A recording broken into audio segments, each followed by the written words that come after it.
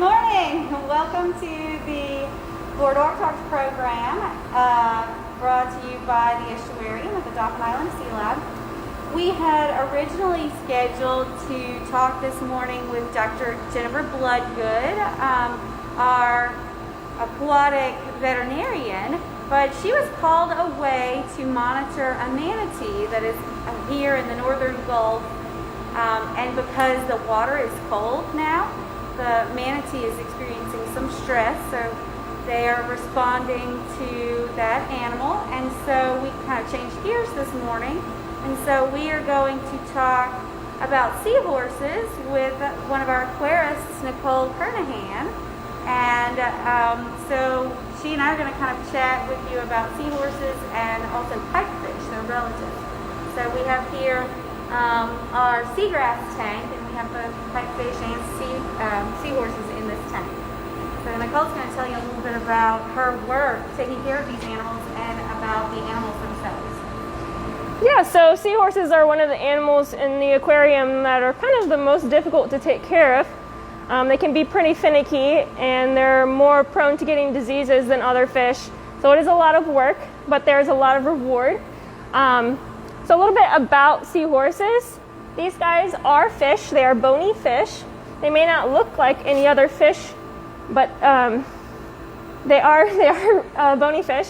They are unique because they actually have a bony plating exoskeleton on the outside, whereas most other fish have scales. So this gives them a pretty hard, tough exterior. And then they also are different from fish because they don't swim very well, which is kind of crazy. How do you live in the water if you don't swim well? Well, they've got these really cool tails. They're prehensile, just like a monkey's, and they hold onto the seagrasses. So whenever the current is coming in, they just grab onto the seagrass, and that's kind of how they stay put. They can swim a little bit with their dorsal fin and their pectoral fins on the side of their heads. But as you can see, they're quite small, so they don't propel them very well.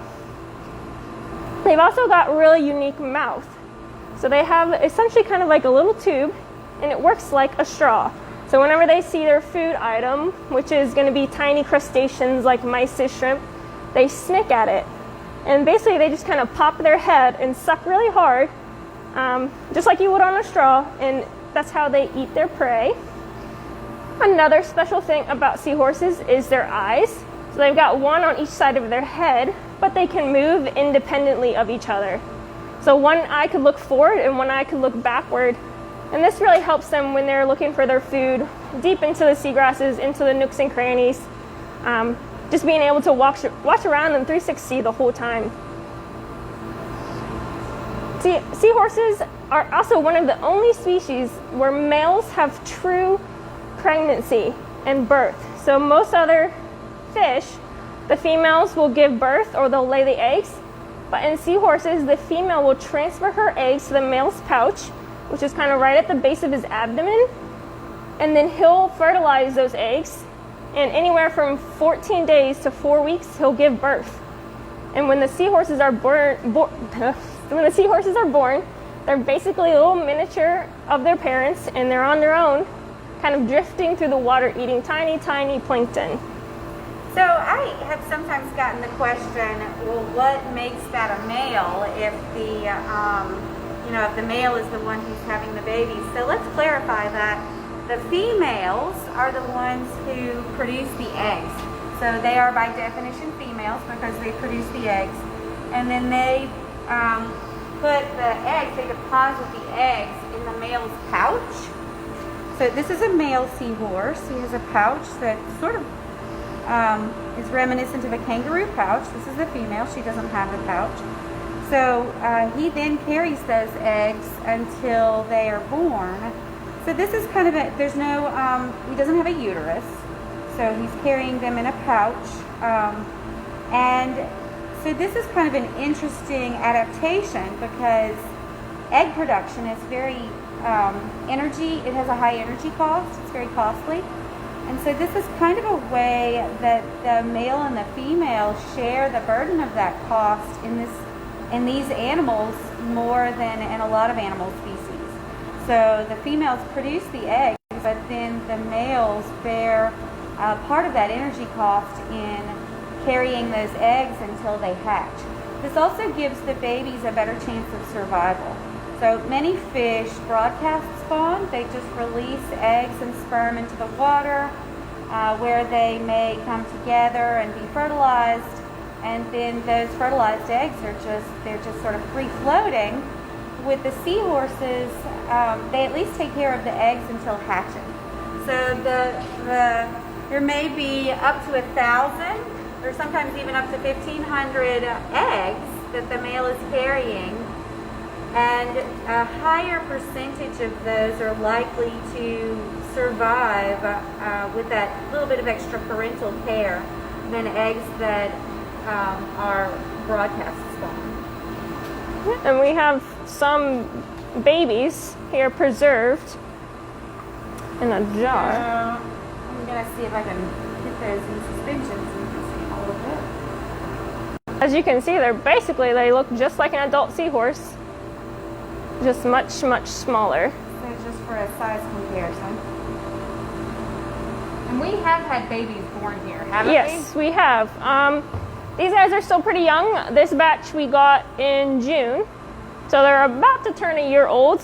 They could mate and have babies at this age. However, they're not really into it yet. Our males have been kind of muscling up to each other, but no interaction with the females yet. But in other groups of seahorses that we've had here, yes, they've had babies, and we've raised them up. So yeah, that's quite a process as well. A few years ago, we had a particularly prolific pair of seahorses. The male, the gestation varies for seahorses, but between 10 and 10 weeks and 10 days and about a month and a half. But this particular pair was having babies just about every 10 days. So the female would deposit her eggs, the male would carry those eggs, and then have the babies. They would he would expel them from their pouch in a process that looks a lot like birth, and then he would immediately receive more eggs. So that was a pretty prolific pair. And then can you tell about the paternity ward that we developed? Because the babies were being born into the tank, they would sometimes get sucked into the filtration system because they are so tiny. So these guys developed a solution for that problem. So I'll let Nicole tell you about it. Yep, so we created kind of a little rectangular box. I'd have it in here right now with our baby pipefish, but it is getting cleaned right now. But it's got screens on the side that are fine, so it'll let the water through, but it won't let the babies out. So they're in a much smaller contained area where they can't be sucked into the filtration, and we can put in the food that they need in a concentrated amount. So what we feed them is baby brine shrimp, which is tiny, tiny, tiny shrimp. And if you put it in here, it kind of disperse, and it'd be really hard for the babies to eat. But in the box, which is a fraction of the size of this tank, you can concentrate that and get the babies a lot more food, and they'll grow faster and stronger. But yeah, and then once they grow bigger, we have other screens on the back, which are larger, which we can open, and allows even more water flow. And once they're moved on to bigger food, we can leave that open, feeding them larger food that doesn't need to be concentrated. They get more water flow, and then once they're big enough and old enough, they will be released down into the tank with their parents. About how long does it take them to grow? So we see this guy who's swimming in the middle of the tank. How long does it take him to get that big? So he is almost a year old now. It really depends on the species. So another species we have here in the Gulf of Mexico is the Dwarf Sea Horse.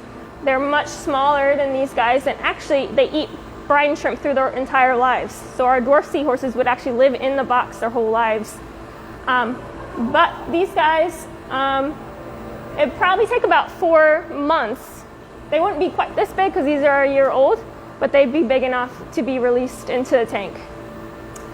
So also we have relatives of the seahorse, the pipefish here, and you can see the similarities in the fins and that straw-like snout. And Nicole did mention that she had just taken the box. We did kind of change gears, so we just decided this morning that we were going to be talking about seahorses.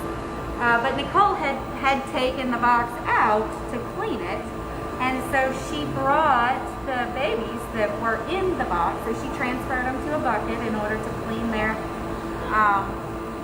nursery, and so she brought those to show. So these guys were born in September. So I have 2 batches of babies in here, ones that are now 4 months old and ones that are just almost 4 months old. And I'll put them into this jar so that we can get a better look at them. You don't want to cooperate with me. There we go. So these guys are Gulf pipefish. They're a bit smaller. The ones in the tank that you just saw are chain pipefish, which get quite a bit larger than Gulf. So these guys are 4 months old. Can you get a good view of them? They're probably about half the size of what the adult can grow to. And their snouts are a lot shorter than the seahorses or the chain pipefish. That's kind of how you tell the Gulf apart from the chain. So we sometimes catch those in the marsh when we take students and families out to the salt marsh. We do field trips and excursions out there, and we sometimes catch these pipefish. Pipefish and seahorses, as Nicole mentioned, are quite slow moving, and so they live in habitats where they are sheltered, and they can kind of wrap themselves around seagrasses. Seagrasses are submerged aquatic vegetation, so the seagrass is completely submerged.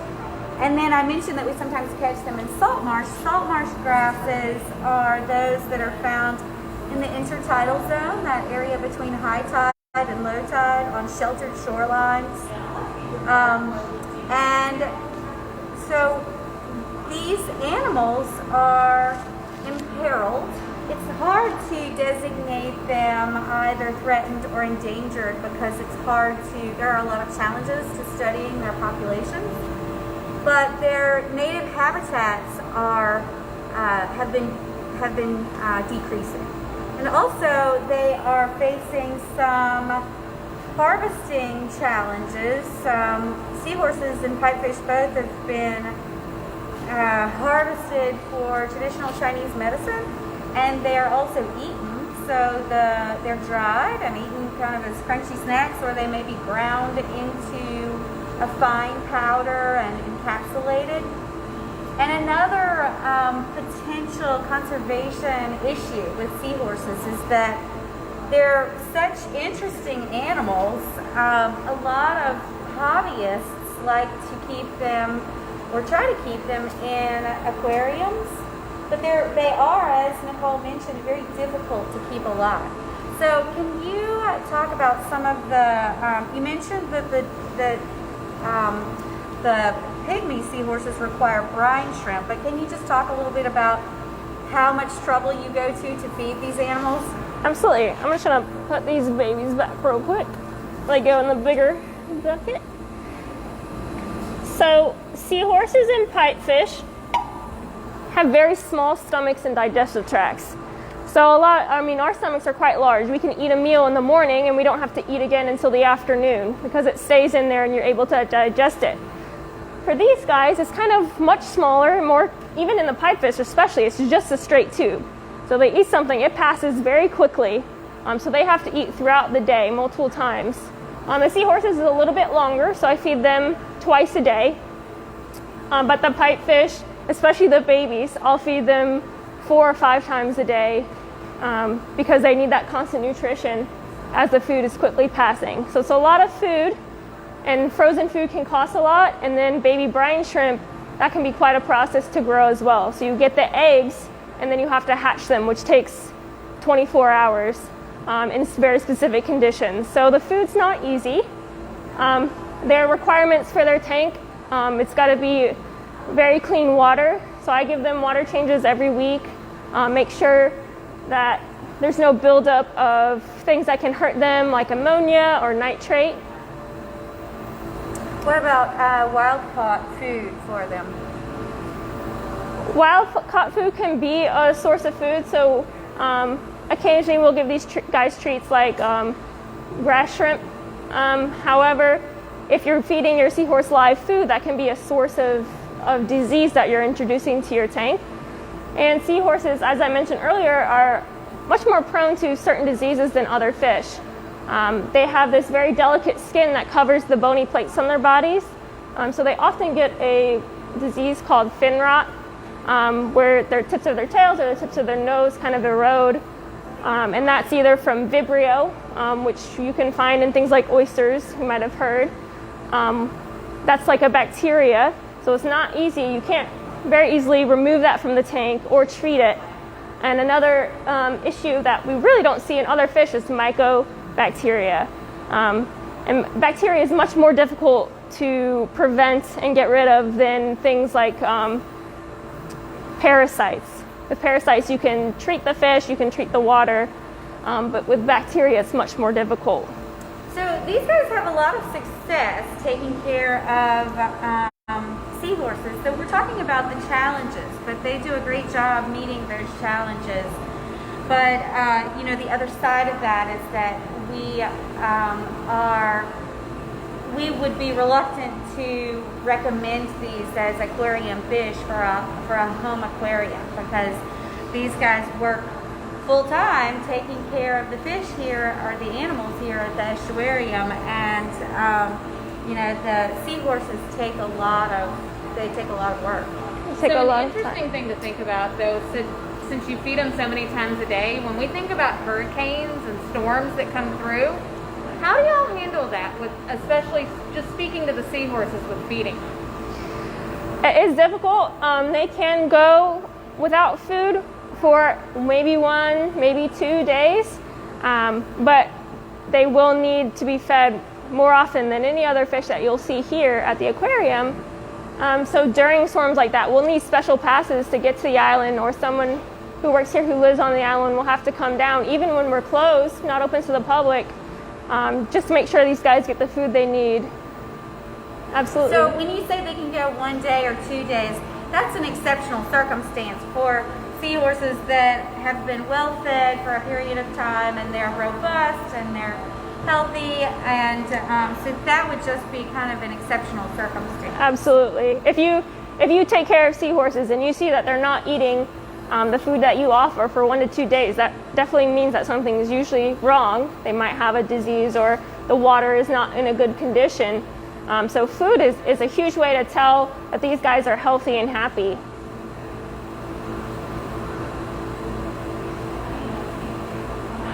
So on these in here, as Angela is focusing on some of the different individuals in this tank, you may be able to identify the males and the females. So the males have that pouch that, again, is kind of reminiscent of the kangaroo pouch, and then the females lack the pouch. Yeah, so the females have like a much sharper kind of curve to their abdomen, where the males is sloped. So even if you can't tell the pouch or the texture, that's different. You can see by the shape of their stomach. That can help. So some of the other relatives of these that we have in this tank might live in, I mentioned the seagrass, and I mentioned salt marsh, but they might also attach to floating seaweed like sargassum. And there are some larger species that some people are familiar with called leafy and weedy sea dragons. So those are relatives of seahorses and pipefish, and they have body adaptations that look like seaweed. So they might have appendages that look like the sargassum or other kinds of seaweed. Very dramatic looking. They might get to maybe a foot long. Yes. Bigger specimens. Yep. Bigger ones. Another thing to mention about the care of seahorses, we talked about how they're taken from the wild for the pet trade. It was very difficult to get wild seahorses onto frozen food. So actually, these guys that we have in here, we did purchase them from a breeder. And there's there's some good breeders out there. So if you do feel like you're up for the challenge of taking care of seahorses in your home, definitely lean towards buying a seahorse that's from a breeder. That way you're not affecting the wild population and you're getting a seahorse that's already eating frozen food, which is much more easy to take care of. So there have been times when the aquarists here have had to train animals to eat frozen food, and that is an additional level of challenge. Yes, I'm in that process with the baby pipefish right now. So they're at the size where the brine shrimp, they fill them up, but brine shrimp is not quite as good as mysis shrimp. So I'm trying to work on getting them eating frozen food with a variety of things, so we can collect amphipods, which are another type of crustacean. And they're eating the amphipods really well, which is good. Then we'll move them on to amphipods that have been put in fresh water and frozen, essentially, that they're dead and look more like the frozen food. And then hopefully once they're eating those well, we can move them on to the mysis shrimp. So it's quite a process. So the brine shrimp you raise here, you hatch and raise. The mysis you purchase. Yes. And then the amphipods you collect. Yes, we actually can collect them from other tanks. So the tank behind you is our bay tank. And in the gravel, the amphipods are just tiny crustaceans that proliferate in the gravel. And they're a really great source of food and a good treat for the seahorses and the babies as well. And as I understand it, seahorses, to maintain their health, they require a little bit more variety in their diet than a lot of fish. So you wouldn't want to feed them only one food item exclusively. Yeah, so they require a lot of nutrition, a lot of vitamins. Like I said, they're more prone to diseases, so that just helps them be a stronger fish, so they can fight. If there is an issue, they can fight it off much better. So a variety of food is ideal for these guys, absolutely. And we do have one question. Do you defrost the frozen food before feeding the seahorses? Yes, we do defrost it. There's kind of different ways that you can train them onto frozen food. Some people put the frozen food into a dish, essentially, a feeding station where all the seahorses go and eat from that dish. And then if there's any left over, it's much easier to pick them out. Why would you want to do that? That way you can make sure that all of your animals are eating. If you have kind of a bigger tank and it's harder to see, you can see which seahorses go to the feeding station, which ones aren't interested. So that can be a key factor in making sure your animals are healthy. And then why do you take whatever's left out? Absolutely. So you want to take over the leftover food because it will decompose and it will cause water quality issues in your tank. But yes, we defrost them and I kind of broadcast feed. It's a bit easier in a tank this deep. It's hard to put a dish with frozen food in all the way at the bottom in a tank like this. And then you would observe them, right? Absolutely, I do. I watch them every day, every time they eat, and make sure each one of them eats. So then there's another demand on Nicole's time in taking care of the seahorses. So every time she feeds them, she watches to see, to make sure that they're eating and to notice whether any individuals are not eating so that she can respond to that. So again, seahorses, they demand a lot of time in their care. Another interesting thing about seahorses is that they are monogamous. So I'm not sure if this is true for all of the seahorse species. There are about 50 species of seahorses, but that has been, shown among seahorses that they mate for life. They don't move very much. So we mentioned that they're slow moving, and they, live in these habitats where they attach, not permanently, but where they wrap around these grasses or seaweeds. But their range out from their particular spot is very tight. So the males might have a range, they might range in a spot that's only like a square meter. So they stay to a very small area. And the males and the females the pair will kind of stay together.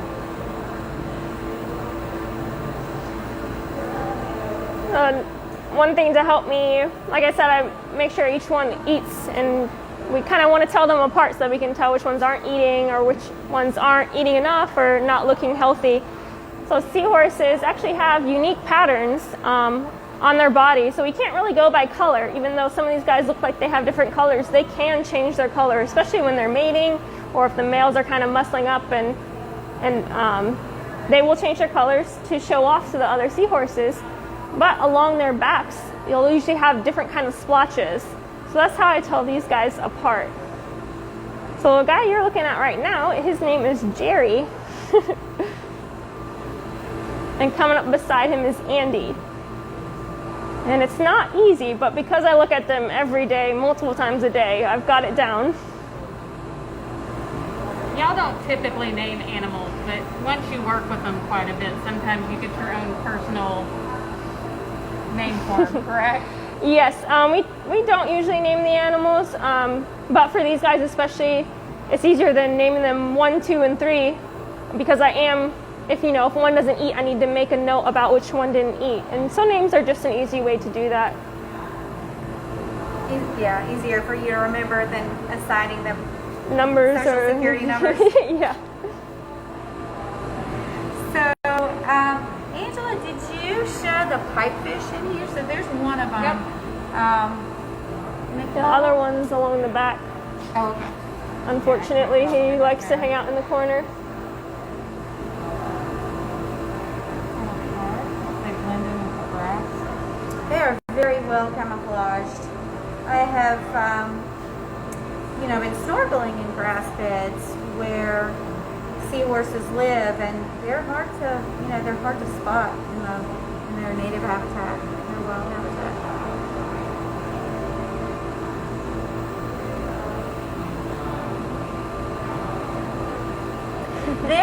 I like to point out to people too, just to compare and contrast this, because we say, you'll sometimes hear that the seahorses are the only males that have babies, and I kind of explained that before, that the females still have the eggs, the males have a pouch that the females deposit the eggs in. And it sort of resembles a mammalian pregnancy because of where the pouch is, but the males, again, don't have a uterus. So this is one of our girls and one of our boys here, and they're actually kind of swimming around each other. So this might be the start of some mating behavior between the male. He's definitely kind of got some dark colors on him, on his fin, and he's kind of expanded his body and tucked his head in, trying to show off to the female. And she actually doesn't look like she's too interested right now. But eventually they will pair off. In some of the mating behavior, they'll kind of twirl around each other as they're swimming vertically to kind of make that connection. But there are some other animals, for example, there are some frogs where the females will deposit the eggs onto the male's back, and they become kind of embedded in the male's, and the male develops like a tissue layer that kind of embeds those eggs, and he will carry those eggs until they hatch. Also, we have a catfish, the hardhead catfish that we have on exhibit here, and that we catch sometimes with in our boat trips when we're trawling. And those catfish, also, the males will carry the babies. They carry them in their mouths. So we call them mouth brooders.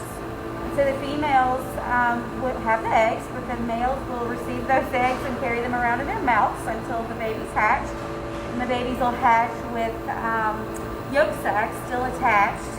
And the male will even carry the baby fish even after they have hatched out of their eggs for a period of time. So there are other male animals that will carry eggs and protect them. But the seahorse, the way the seahorse males carry them, resembles what we think of as a pregnancy more than some of those other ways that male animals will carry eggs. So Becca has a question. Do you ever trade with other aquariums for breeding purposes, or is that not necessary? That's a great question. That absolutely is done in aquariums throughout North America. We have actually, not this batch, but other batches that we have gotten from other aquariums that they've bred. Obviously, they don't want to put them back in with the seahorses that gave birth to them, so they gave them to us. But as of right now, this is kind of our original batch from a breeder. So we don't have any babies yet to trade, but that is a possibility for us down the road if these guys do have a bunch of babies.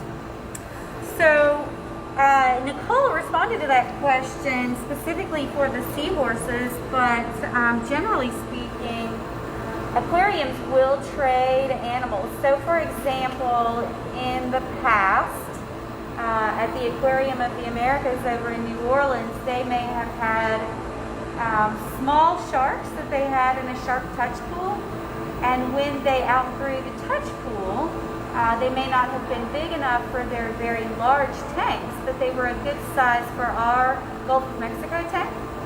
So they would pass that fish along to us, and then when it outgrew our Gulf of Mexico tank, then it might go back to the Aquarium of the Americas or to another aquarium that has a large capacity tank.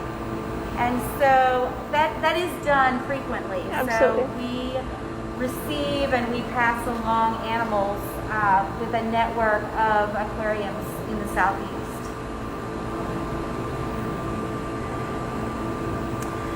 So Nicole, is there anything else that you would like to share, or you think that it's important for people to know about seahorses, or? I think we covered most of it. Just one of the most important things is they are considered endangered, so we want to make sure that we do everything we can if we see them in the wild to leave them where they are. Or if you do want to raise them and have them in your aquarium as a hobbyist, to look for a breeder with a good reputation so that we aren't hurting the wild population. What I think also a lot of people, you covered this very clearly, that they are fish, but I think a lot of people would not have realized that, and they are sold still like with shells, so the shells that might be sold in home goods or shell shop kind of place, souvenirs. So those shells may have come from live animals, or they did come from live animals. The animals may have been harvested alive to take the shells. And then the seahorses, all of the seahorses that you would find in those kinds of products, decorative products or souvenir kind of products, would have been harvested alive and killed and dried for that purpose. So we would kind of encourage you to be aware of that as a threat to these animals, to their population.